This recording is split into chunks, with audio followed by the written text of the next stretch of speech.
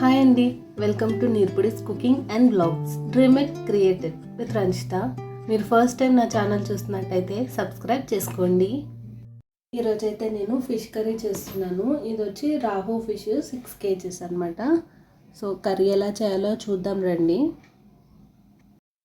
నేను ఇప్పుడైతే ఈ ఫిష్ మొత్తం చేయట్లేదు, ఒక 1.5 kg వరకు చేస్తున్నాను. దీనికోసం అయితే ఒక బిగ్ లెమన్ సైజ్ చింతపండు తీసుకొని నానబెట్టుకోవాలి వాటర్ తోటి. ఇప్పుడైతే మీడియం సైజ్లో ఉన్న ఆనియన్స్ ఒక 3 తీసుకొని స్మాల్ పీసెస్గా చాప్ చేసుకోవాలి.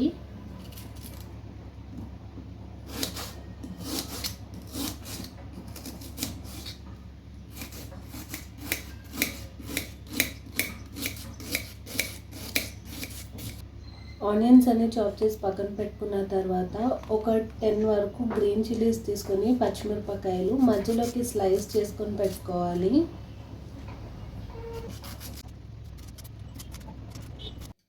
ఇప్పుడైతే ఫిష్ కర్రీ చేసుకునే బౌల్ తీసుకొని, బౌల్ కొంచెం పెద్దగా ఉండాలి. దాంట్లో ఒక 5 to 6 tablespoons ఆఫ్ ఆయిల్ అయితే యాడ్ చేసుకోవాలి. ఆయిల్ అయితే కొద్దిగా ఎక్కువ యాడ్ చేసుకోండి, అప్పుడే కర్రీ టేస్ట్గా ఉంటుంది.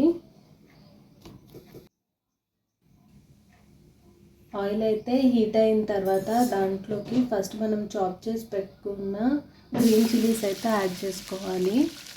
చిల్లీస్ కొద్దిగా ఫ్రై అయిన తర్వాత ఇప్పుడు దాంట్లోకి చాప్ చేసి పెట్టుకున్న ఆనియన్స్ కూడా యాడ్ చేసుకోవాలి. ఇప్పుడు దీంట్లోకి అయితే ఒక 1 tablespoon ఆఫ్ టర్మరిక్ పౌడర్, పసుపు అయితే యాడ్ చేసుకుంటున్నాను. పసుపు కొద్దిగా ఎక్కువ వేసుకోండి, ఫిష్ నీసు వాసన రాకుండా ఉంటుంది.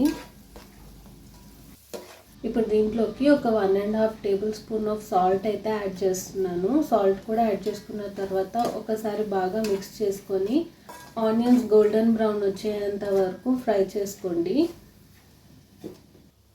ఆనియన్స్ ఫ్రై అయ్యేలోపు అయితే మనము కర్రీలోకి మసాలా అయితే రెడీ చేసుకుందాము. ఇక్కడైతే నా దగ్గర క్లిప్పింగ్ మిస్ అయింది, దానికోసం అనేసే చెప్తున్నాను.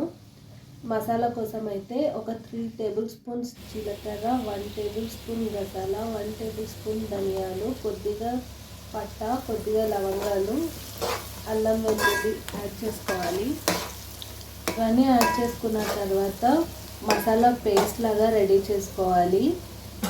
కొద్దిగా వాటర్ యాడ్ చేసుకొని మసాలా పేస్ట్ అయితే రెడీ చేసుకోండి.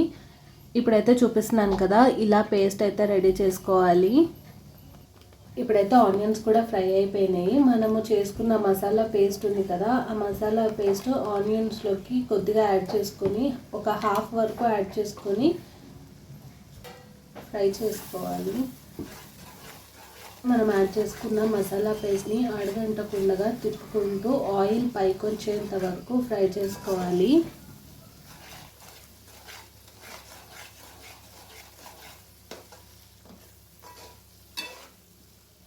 కర్రీలోకి అయితే నేను ఒక కట్ట కొత్తిమీర అయితే తీసుకుంటున్నాను. కొత్తిమీర ఎక్కువ వేసుకుంటేనే ఫిష్ కర్రీలోకి బాగుంటుంది.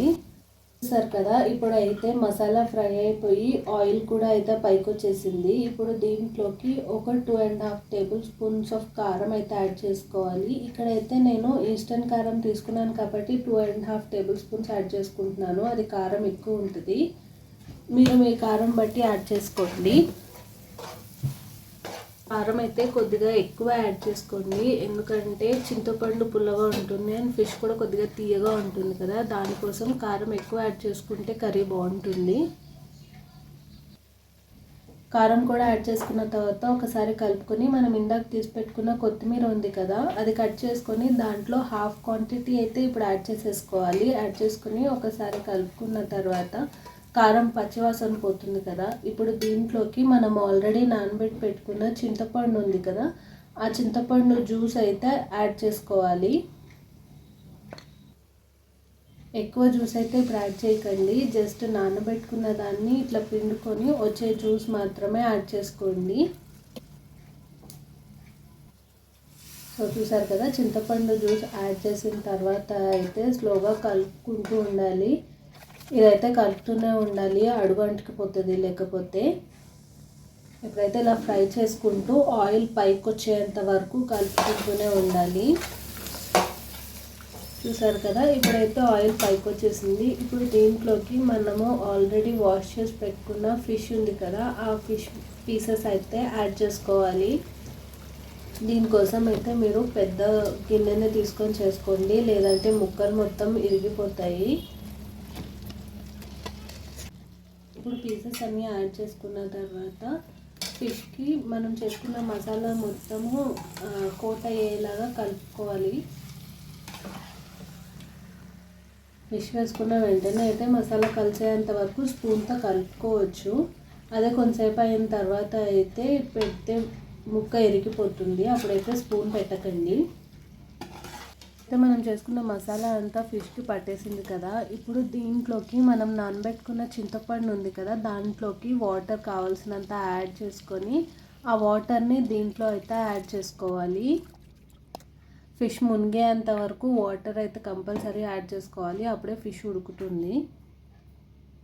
అయితే ఇందాక మనము హాఫ్ మసాలా అయితే వేసుకున్నాం కదా, మిగతా హాఫ్ కూడా వేసేసుకొని దాంట్లో కొద్దిగా వాటర్ వేసుకొని ఆ వాటర్ కూడా యాడ్ చేసేసుకోవాలి.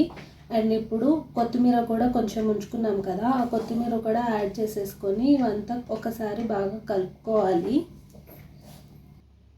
ఒకసారి కలుపుకున్న తర్వాత అయితే దీంట్లోకి ఉప్పు, కారం, చింతపండు జ్యూస్ సరిపోయిందా లేదా అయితే టేస్ట్ చేసుకొని చూడాలి. ఒకవేళ సరిపోలేదంటే ఇప్పుడు యాడ్ చేసుకోండి. కర్రీ బాగా మిక్స్ చేసుకున్న తర్వాత ఈ ఫిష్లో అయితే మాకు శనగ కూడా వచ్చింది. ఆ శనగ కూడా ఒక సైడ్కి లేదా మిడిల్లో దాన్ని మునిగేంత వరకు పెట్టేసి అట్లనే ఉడకనివ్వండి. ఇప్పుడైతే కర్రీని అసలు మిక్స్ చేయొద్దు, ఒక 5 to 10 minutes హై ఫ్లేమ్లో ఉడకనివ్వండి. ఆ తర్వాత సిమ్లో పెట్టుకొని ఒక 20 minutes వరకు దాన్ని బాగా ఉడకనివ్వండి. కర్రీ బాగా ఉడికి దగ్గర పడిన తర్వాత స్టవ్ అయితే ఆఫ్ చేసేసుకోవాలి. ఇప్పుడైతే మన కర్రీ రెడీ అయిపోయింది. చూసారు కదా, ముక్క కూడా ఇరగకుండా ఉంది, పులుసు కూడా బాగా దగ్గర పడిపోయింది అనమాట.